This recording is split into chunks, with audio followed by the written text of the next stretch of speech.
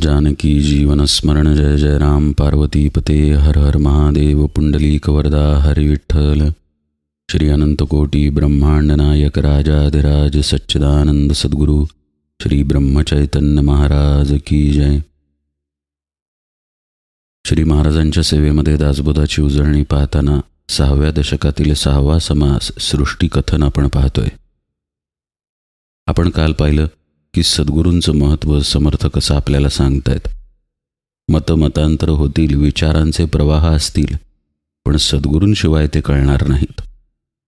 वेदशास्त्र श्रुती स्मृती तेथे वाक्यभेद पडती, ते सर्वही निवडती सद्गुरूचे निवचने. वेदशास्त्रांचे भांडण शस्त्रे तोडी ऐसा कोण, हे निवडेना साधू येण कदा कल्पांती. आणि पुढे ते म्हणतात, पूर्वपक्ष आणि सिद्धांत शास्त्री बोलीला संकेत, याचा होय निश्चितार्थ साधू मुखे. पूर्वपक्ष म्हणजे समजेल अशा भाषेत देहबुद्धी, आणि सिद्धांत याचा अर्थच मी आत्मा आहे. एकीकडे वस्तुस्थिती आहे आणि दुसरीकडे पूर्वपक्ष आहे, जिथून आपण सिद्धांतापर्यंत पोहोचतो. याचं सगळं वर्णन शास्त्रांमध्ये आढळेल समर्थ म्हणतायत, पण याचा निश्चितार्थ साधू मुखातून म्हणजे सद्गुरू मुखातूनच होईल. आपण या विषयाकडं थोडं सूक्ष्मतेनं पाहूया. शिष्यासाठी सद्गुरू वाक्यच प्रमाण असलं पाहिजे, सद्गुरूंचा शब्दच प्रमाण असला पाहिजे, ही परमार्थातील मुख्य गोष्ट आहे. या सगळ्या गोष्टी आपण एका बाजूला ठेवू, म्हणजे वेद शास्त्र पुराणे किंवा आपण विषय समजून घेण्यासाठी काय खटपट करतो ते सगळे एका बाजूला, आणि गुरुवाक्य एका बाजूला आहे. समर्थ रामदास स्वामी यांच्या चरित्रातील एक प्रसंग सर्वश्रुत आहे. त्यांच्या अंगावरील छाटी वाऱ्यानं उडली आणि कल्याणा छाटी असं म्हणायचा अवकाश कल्याण स्वामींनी उडी मारली. तो कडा आजही सज्जनगडावरती तसाच्या तसा आहे. जिथून कल्याण स्वामींनी उडी मारली ते ठिकाण जर आज आपण पाहिलं तर लक्षात येईल की उडी मारण्याच्या आधी कोणताही विचार नव्हता, मन नावाचा पदार्थच तिथे नव्हता. फक्त सद्गुरू सेवा. सद्गुरूंची छाटी उडाली, कल्याणात छाटी त्यांनी म्हणायचा अवकाश, त्या छाटीसाठी त्यांनी उडी घेतली. या अवस्थेमध्ये आपण आलं पाहिजे, हेच समर्थांना इथे सुचवायचं आहे. आता आपण श्री महाराजांच्या चरित्रातील उदाहरण पाहूया. तुकामाई श्री महाराजांना म्हणतात, ती जी मुलं खेळत आहेत त्यांना एक खड्डा कर आणि त्यामध्ये पूर आणि त्याच्यावरती सिद्धासन घालून बैस. आता ही गोष्ट किती विचित्र आहे वरवर पाहिलं तर. असं कसं करू, त्यांना पुरायचं? कोणताही तर्क श्री महाराजांनी आतून काढला नाही. श्री महाराजांनी मुलं पुरली आणि वर सिद्धासन घालून बसले. तुकामाईंनी सांगितलं होतं कोणाशी बोलायचं नाही, काही सांगायचं नाही. मुलांचे पालक शोधायला आले. त्यांनी तुकामाईंना विचारलं तर तुकामाईंनी श्री महाराजांचीच चाडी केली. तो बघा, तुमच्या मुलांना पुरून वरती सिद्धासन घालून बसला आहे, विचारा त्याला. त्या लोकांनी मारहाण केली श्री महाराजांना, पण श्री महाराजांनी तोंड उघडलं नाही. मग तुकामाई झाले. त्यांना दया आली आणि त्यांनी माती बाजूला करून पाहिल्यावर आत मुलं तशीच्या तशी होती. हा प्रसंगही आपल्याला काय सांगतो? गुरुमुखातून एक शब्द आला आणि त्याचं पालन केलं गेलं, या अवस्थेमध्ये आपण जाणं अपेक्षित आहे. ही जी उदाहरणं आपण पाहिली ही अर्थातच अगदी उच्च स्तरावरील आहेत, पण आपण निदान असा अभ्यास करावा की सद्गुरू मुखातून जे काही येईल त्याचं पालन आपल्याकडून घडेल. सद्गुरू आता देहात कुठे आहेत? सद्गुरू आता कुठे आपल्याला मिळणार? सद्गुरू माझ्याजवळ नाहीतच, असले तर्क काढू नयेत. श्री महाराजांचं प्रवचन आपल्यापाशी आहे. श्री महाराजांच्या चरित्रामध्ये अनेक प्रसंगी त्यांनी केलेला उपदेश आहे. तो तरी आपण वाचू शकतो ना, त्याचं चिंतन मनन करू शकतो. आजचं प्रवचन उघडावं, एक वाक्य पाहावं, काही काळ त्या वाक्याचं चिंतन मनन करावं. आपण तसं व्यवहारात वागतोय का? जगत असताना या गोष्टीचं चिंतन आपल्यामध्ये आहे का, जे श्री महाराज आज आपल्याला सांगतायत? वारंवार आपल्याच आत तपासावं. 2-3 तास निघून गेल्यानंतर पुन्हा आजचंच प्रवचन उघडून पाहावं, पुन्हा श्री महाराजांचा उपदेश पाहावा, पुन्हा नामात राहण्याचा अभ्यास करावा. एवढं तरी आपण करू शकतो ना. पूर्वपक्ष काय आहे आणि सिद्धांत काय आहे हे शास्त्रांमधून समजून निश्चित घेता येईल. ब्रह्म सर्वत्र दाटलेला आहे. ब्रह्माच्या अस्तित्वाशिवाय आपलं अस्तित्व असू शकत नाही. आपल्याला देह समजून आहे वगैरे वगैरे. पण हे समजून घेतलं तरी प्रत्यक्ष साधनाही करावीच लागेल. डोळे मिटून आपल्या आत उतरावं लागेल. बुद्धीला काही गोष्टी समजतात. डॉक्टरांना हे कळतंच की सिगरेट चांगली नाही, दारू पिणं चांगलं नाही, प्रकृतीचं नुकसान आहे. तरीही सिगरेट आणि दारू पिणारे डॉक्टर दिसतात ना. सिगरेटच्या पाकिटावर लिहिलेलं असतं की सिगरेट ओढणं हानिकारक आहे, तरीही ओढणारा ओढतोच ना. म्हणजे वाचलेलं कळतं, बुद्धीमध्ये समजतं, म्हणजे कळलं असा अर्थ होत नाही. आपली बुद्धी आणि आपलं मन बाजूला ठेवल्याशिवाय खरं जे कळायचं ते कळूनच येत नाही. हे सद्गुरूंकडे गेल्यानंतर समजतं. तर आपण बुद्धीनं निश्चित समजून घेण्याचा प्रयत्न करूया, पण प्रत्यक्ष साधनेचा अभ्यास त्या ठिकाणी असला पाहिजे. मन कसं आहे, मनाची जागा कुठे आहे, मन शांत कसं होतं, या गोष्टींचा अभ्यास आपण जरूर करू. पण आपण प्रत्यक्ष जेव्हा डोळे मिटून बसू तेव्हा आपलं मनच आपल्यापुढे उभं राहणार आहे. अनंत विचार येणार आहेत. आता तिथे आपण काय करणार? आपल्याला जो विषय समजलेला आहे ती बुद्धी तिथे आपली मदत करू शकत नाही. तिथे प्रत्यक्ष सद्गुरू कृपाच मदत करू शकते, ज्यानं ते मन बाजूला टाकता येतं. श्री महाराज सांगतायत, तुम्ही नाम घ्या. तर पहिल्यांदा नाम घेणं हे परमकर्तव्य आहे. ते आपण घेतोय का, इकडे आपलं लक्ष पाहिजे. आपण अनंत शंका विचारू, अनंत प्रश्नांची उत्तरे शोधण्याचा प्रयत्न करू. पण आधी आपलं नाम सुरू आहे का हे कोण तपासणार? समर्थ पहा काय म्हणतायत. येरवी वादाची उत्तरे एकाहुनी एक थोरे, बोलो जाता अपारे वेदशास्त्री.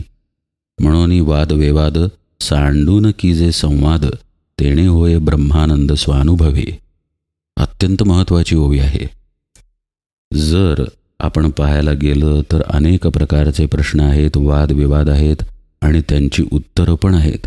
वेदांमध्ये आहेत, शास्त्रांमध्ये आहेत. पण याचा उपयोग तेव्हाच आहे जेव्हा आपण या सगळ्या प्रश्नोत्तरांना बाजूला ठेवून संवाद करू. कशासाठी? तर आत्मज्ञानासाठी. म्हणजेच इथे संवाद अपेक्षित आहे सद्गुरूंबरोबर. सद्गुरूंना प्रश्न विचारावेत, पण प्रश्न विचारण्यासाठी केवळ विचारू नयेत. प्रश्न थांबण्यासाठी प्रश्न विचारावा. प्रश्न कधीतरी थांबले पाहिजेत आणि आपण आत वळलं पाहिजे. आत वळून स्थिर झालं पाहिजे, तर आपण आपल्या स्वरूपापर्यंत पोहोचू. म्हणून वादविवाद सांडून की जे संवाद. जर बुद्धीला प्रमाण मानलं तर बुद्धीची सीमा ठरलेली आहे आणि बुद्धीवरती संस्कार असतात, ही पण गोष्ट ठरलेली आहे. हिरण्यकश्यपूलाही बुद्धी आहे आणि प्रल्हादालाही बुद्धी आहे, पण दोन्ही बुद्धींचे संस्कार वेगळे. प्रल्हादानं आपली बुद्धी भगवंताच्या नामामध्ये वाहून दिली, समर्पित केली. भगवन नाममय प्रल्हाद झाला आणि भगवंताला प्राप्त झाला. हिरण्यकश्यपूनंही बुद्धी वापरली, पण ती बुद्धी त्याच्या सीमेमध्ये त्यानं वापरली, त्याच्या संस्कारांसहित वापरली. त्या बुद्धीनंच त्याला सांगितलं की तूच भगवंत आहेस, विष्णू भगवंत नाही. मारून टाक आता मुलाला, जर तो विष्णू भक्त असेल तर. त्या बुद्धीमध्येच निर्णय होत होता ना. म्हणून तर त्यानं स्वतःच्या मुलाला जाळण्याचा, विष घालण्याचा प्रयत्न केला. म्हणजे बुद्धी जशी आहे तशी राहते. बुद्धीमध्ये पालट होतो, पण तो पालटही संस्कारांच्या आणि मर्यादांच्या सीमेत होतो. त्या पलीकडे बुद्धीची धाव नाही. ती अर्पणच व्हावी लागते आणि ती अर्पण सद्गुरुपदिष्ट मार्गानंच होते. प्रल्हाद भगवन नामामध्ये रंगून गेला, नाममय झाला. पण कशामुळे हे घडलं? सद्गुरु कृपेनंच हे घडलं. कयाधूच्या गर्भामध्ये असताना त्याच्यावरती नारद मुनींचा जो अनुग्रह झाला तो प्रल्हादाच्या भक्तीला कारणीभूत आहे.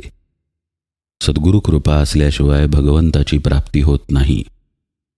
समर्थ म्हणतायत, वाद विवाद प्रश्न उत्तरे, तर्क कुतर्क आणि बुद्धीची हालचाल, मनाची हालचाल सगळं काही बाजूला ठेवून सद्गुरूंशी संवाद करावा, तरच ब्रह्मानंद होईल. समर्थ म्हणतायत, तेणे होय ब्रह्मानंद स्वानुभवे. ब्रह्मानंद होईल असं सांगतात आणि स्वानुभवानं होईल असं सांगतात. इथे गंमत अशी की स्वानुभव म्हणजे स्वचा अनुभव आहे आणि हा स्वचा अनुभव म्हणजेच ब्रह्मानंद आहे. आपण मूलतः जीव नाही, आपण मूलतः देह नाही. त्या देहामध्ये हे मन आहे, बुद्धी आहे, यातील काहीही आपण नाही. हाच तर सिद्धांत आहे. आणि इथंपर्यंत जर आपल्याला पोहोचायचं असेल तर प्रत्यक्ष अनुभूती नको का? प्रत्यक्ष वाट चालणं नको का? असं पहा, आपल्याला आपण देह आहोत हे कुठं कळून येतं? बुद्धीमध्येच तर कळून येतं. आणि हा देहबुद्धीचा विचार धरून कशानं ठेवला आहे? तर आपल्या मनानं धरून ठेवला आहे. मग जर सद्गुरू सांगतात तू आत्मा आहेस, तर आपल्याला या दोन्ही गोष्टी बाजूला टाकायला नकोत का? पण पुन्हा पहा, तिथे विश्वास लागेल. सद्गुरूंनी जर सांगितलं तू आत्मा आहेस आणि त्यावरती जर विश्वासच ठेवला नाही, तर आपण पुन्हा आपल्या मनावरती आणि बुद्धीवरतीच राहिलो. त्याचा अर्थ स्पष्ट आहे की आपल्या बुद्धीमध्ये आपल्याला कळलेलं नाही आपण आत्मा आहे. मनानंही ते मान्य केलेलं नाही, तरीही सद्गुरू वचनावरती विश्वास ठेवावा लागतो आणि त्या मार्गावरून चालावं लागतं. तरच ब्रह्मानंद पदरात पडतो. स्वानुभव हा शब्द अत्यंत वैशिष्ट्यपूर्ण आहे. स्वानुभव म्हणजे एका अर्थानं म्हणता येईल स्वतःला जो अनुभव आला आहे तो अनुभव. कोणी म्हणतं की त्या वाटेनं जाऊ नये, तिकडे रस्ता खराब आहे, तर आपण म्हणतो त्या वाटेनं रस्ता चांगला आहे, माझा स्वानुभव आहे. म्हणजे आपल्या अनुभवाची सीमा आपल्यापर्यंतच मर्यादित आहे. खरं पाहता स्वरूपाला मर्यादाच नाही, कारण स्वरूप हे सच्चिदानंद स्वरूप आहे. आत्मा जर मर्यादित असता तर ते आपलं स्वरूप नसतं. याचा अर्थ जीवभाव हा मर्यादित आहे, मग त्याचा अनुभवही मर्यादित असणार. म्हणजे जेव्हा समर्थ म्हणतात की सद्गुरूंबरोबर केलेल्या संवादामुळं ब्रह्मानंद प्राप्त होईल, तेव्हा ते सांगतात की जीवदशेच्या मर्यादा तुटून जातील आणि जो आत्मा आहे त्या आत्म्याच्या स्थितीमध्ये साधक निश्चयानं स्थिर होईल आणि मग त्याला स्वानुभव म्हणजे स्वरूपाचा अनुभव प्राप्त होईल. याचाच अर्थ की मी आत्मा या जाणीवेमध्ये तो स्थिर होईल. समर्थ म्हणतात येके कल्पनेचे पोटी होती जाती अनंत सृष्टी, तया सृष्टींची गोष्टी साचकेवी. हे आत्ता समर्थांनी का सांगितलं? कल्पना नावाचा एक दुर्गुण आपल्यापाशी आहे, तो आत्ताच समर्थांनी का मांडला? याचं कारण तो दुर्गुण संवादाच्या आड येतो. समर्थांनी मार्ग सांगितला आहे पहा, ब्रह्मानंदाचा आणि स्वानुभवाचा. तो म्हणजे सद्गुरूंकडून उपदेश घेणं, त्यांना परिप्रश्न विचारणं, त्यांच्याशी आत्मचर्चा करणं. पण हे करण्याच्या आड कल्पना येते. कल्पनेच्या पोटामध्ये अनेक सृष्टी होतात आणि जातात असं समर्थ म्हणतायत. तेव्हा आता बाहेरची सृष्टी पाहायची नाही, आपल्यामध्येच मनाची आणि बुद्धीची, संकल्पांची आणि विकल्पांची, तर्कांची आणि कुतर्कांची सृष्टी उत्पन्न होते. हेही खरंच आहे की तुम्ही असं म्हणताय पण त्याचं काय, तुम्ही तसं म्हणताय पण ह्याचं काय, असं बुद्धी जे करते तीच कल्पनेमुळं करते. मूळ कल्पना आहे की मी देह आहे. ही कल्पनाच अनंत कल्पनांना पुन्हा जन्म घालते आणि कल्पना जर मर्यादित असेल तर कल्पनेच्या पोटी उत्पन्न झालेली सृष्टीसुद्धा मर्यादितच असते, आपल्यापुरतीच असते. जसं आपल्याला जी भाषा माहीत आहे त्याच भाषेतील विचार आपल्या मनात येतो, तसंच आपल्या कल्पनेच्या चौकटीमध्ये सृष्टी उत्पन्न होऊन लयाला जाते. म्हणजे आपल्याला ही कल्पना टाकावी लागेल, केवळ आणि केवळ सद्गुरूंचं व्हावं लागेल. आता इथे अनेक तर्क येऊ शकतात. सद्गुरुपदिष्ट मार्गावरून जाण्यासाठी मनानं ठरवायला नको का, बुद्धीनं निर्णय नको का घ्यायला? मग त्यांना वापरावं लागणार आहेच की. कल्पना करून भगवंताची पूजा करावी लागणारच की. आपल्याला आत्मविचाराचा अनुभव नाही तर सद्गुरूंवरती जो आपण विश्वास ठेवणार तिथेही कल्पना आलीच की.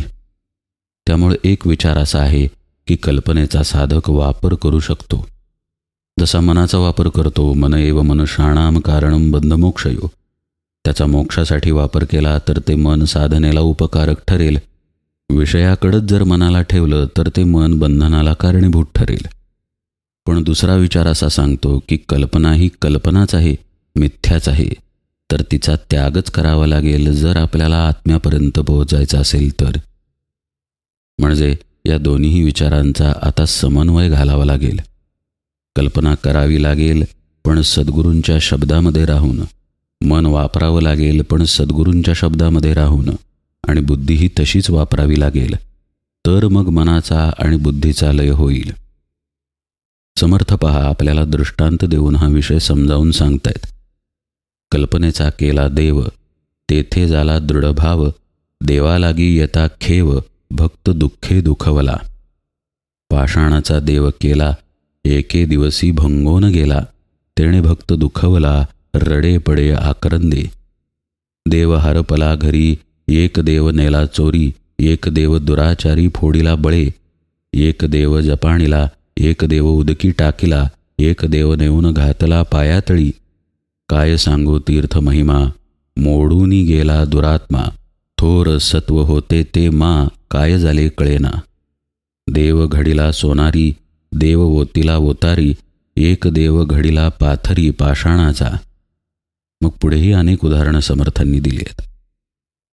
समर्थ म्हणतात, कल्पना ही कल्पनेला मारण्यासाठी न वापरता कल्पनेच्या विश्वातच जेव्हा साधक जगायला लागतो तेव्हा त्याच्या पदरामध्ये दुःख पडतं.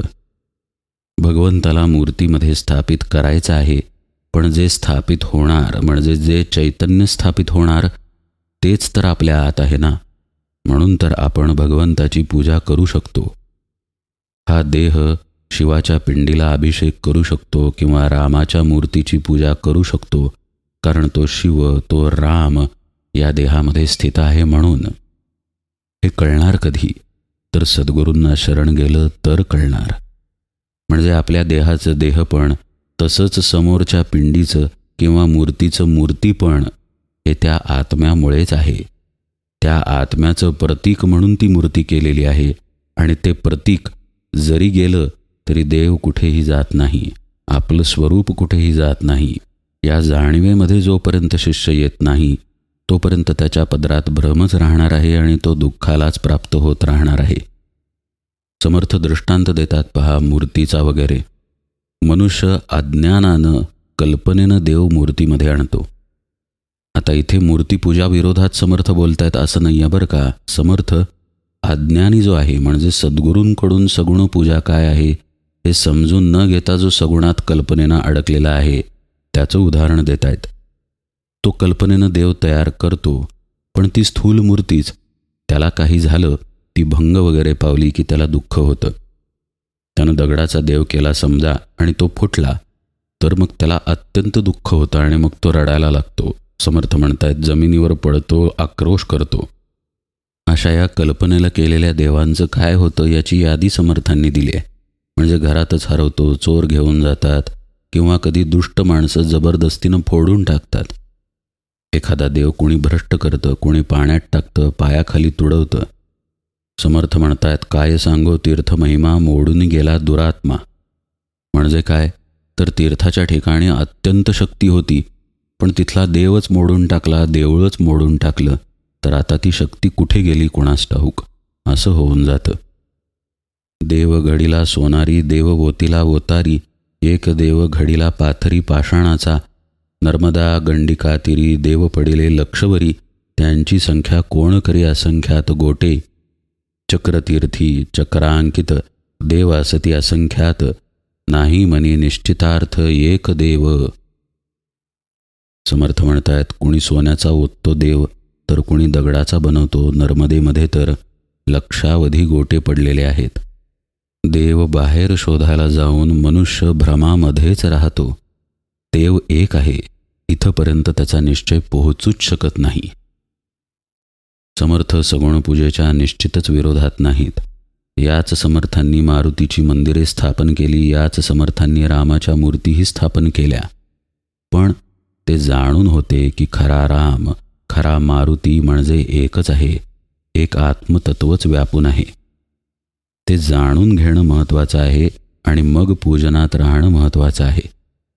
आता कुणी म्हणेल की आत्मज्ञानच झालं तर पूजनाचं काय स्वारस्य राहिलं, पण तसं नाही.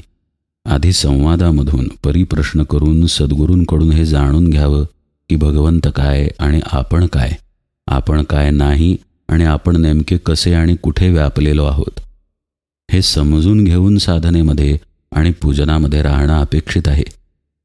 मग असा साधक रामाची पूजा करेल, पण प्रसंगवशात त्या मूर्तीला काही झालं तर तो दुःख करणार नाही. नवीन मूर्ती करून आणेल, पण आनंदानं पूजेमध्ये राहील. स्वरूपाला ओळखून त्या स्वरूपाच्या चिंतनामध्ये तो पूजन करेल, ध्यान करेल, नामस्मरण करेल. जर आत्माच सर्वत्र व्यापून आहे तर कोणत्याही गोष्टीनं तो भंग पावणार नाही. या ठिकाणी त्याचा विचार निश्चयानं राहिलेला असेल आणि मग तो दुःखाला प्राप्त होणार नाही, त्याला क्लेश होणार नाही. जी सगुण पूजा सद्गुरूंनी करायला सांगितली आहे त्या सगुण पूजेमध्ये तो स्वतःलाच विसरून जाईल. म्हणजे देहरूपानं, मनरूपानं, बुद्धिरूपानं त्यात विलीन होऊन जाईल आणि एकच असलेल्या भगवंतापाशी पोहोचेल. समर्थ म्हणतायत, हे सद्गुरूंकडून समजून घेऊन त्यांच्या कृपेनं घडणं आवश्यक आहे. पण सद्गुरू मुखातून भगवंताबद्दल, आपल्या स्वरूपाबद्दल जाणून न घेता आपण जर देवाला बाहेरच शोधत राहिलो तर आपल्या पदरात भ्रमच पडणार आहे, हे समर्थांना समजावून सांगायचं आहे. याच दृष्टीनं पुढेही समर्थांनी काही दृष्टांत दिले आहेत आणि मग महत्त्वाचा बोधही केलेला आहे. तो सर्व भाग उजळणीमध्ये आपण यथावकाश पाहू. आज निरूपण सेवेला इथेच विराम देतो. जानकी जीवन स्मरण. जय जय राम.